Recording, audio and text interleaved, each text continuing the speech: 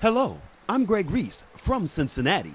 On October 17th, 2009, my family and I went to the city's main library, located in the heart of downtown. Nearly every week for the last year, we've taken my son there to either use the kids' computers, listen to the librarian, read to the children, or just relax in the library's garden area. This past Saturday, we heard a mini concert that featured a great jazz musician and educator, Mr. Jamie Aebersold. Let's listen. Thank you, Gary. We're going to start off with a Charlie Parker composition. This is titled En Provence. This is a blues.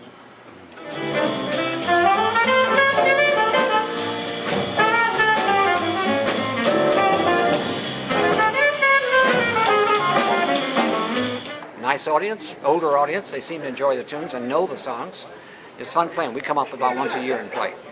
Right, and you guys sound great. Now, I looked at your little paper here. You actually sponsored this whole thing? Yeah. Okay. Yeah. I make a donation to the library, and they pay the musicians, and Dan Aaron sets up the different groups to play each month. I think he does about 6 months, maybe 7 months. Are you an educator as well? Uh-huh. What tips would you give to someone trying to do what you're doing, become an artist, become a musician? Number one, practice. Get with a good teacher and get a good instrument and get good information.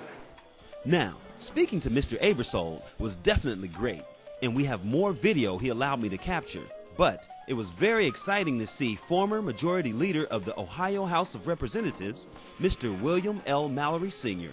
So I had to see if he would speak to me about the concert, and he did. Please listen to what he had to say.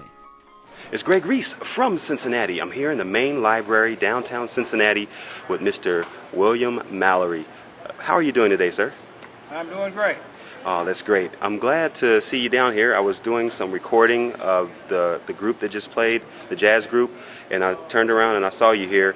What do you think about the concert you just saw? Well, I thought it was a great concert because for me, it brought back fond memories of what jazz used to be and what I experienced as a young man growing up. Many of the tunes that they played, I learned them many years ago. I mean, it brought back so many memories of Dizzy Gillespie and Duke Ellington and many others.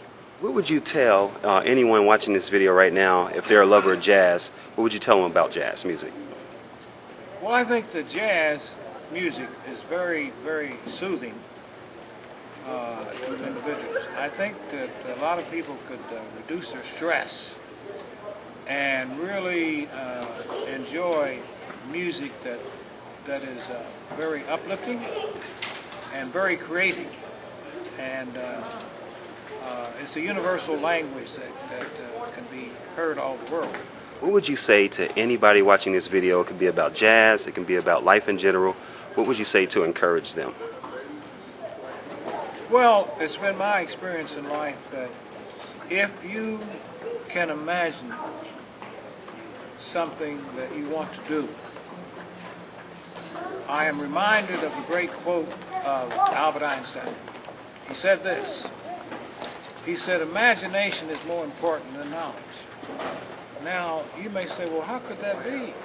Well, if you can't do anything unless you can imagine it, unless you can conceptualize what you want to do.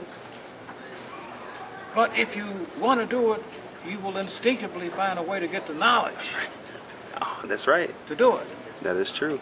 And although there will be obstacles placed in your pathway, you always visualize your ultimate goal that you want to achieve. So, take time to go to our main library. They have great computers and internet access, a vast collection of books, videos, magazines, and more, great mini concerts, and you never know who you might meet. It's Greg Reese from Cincinnati.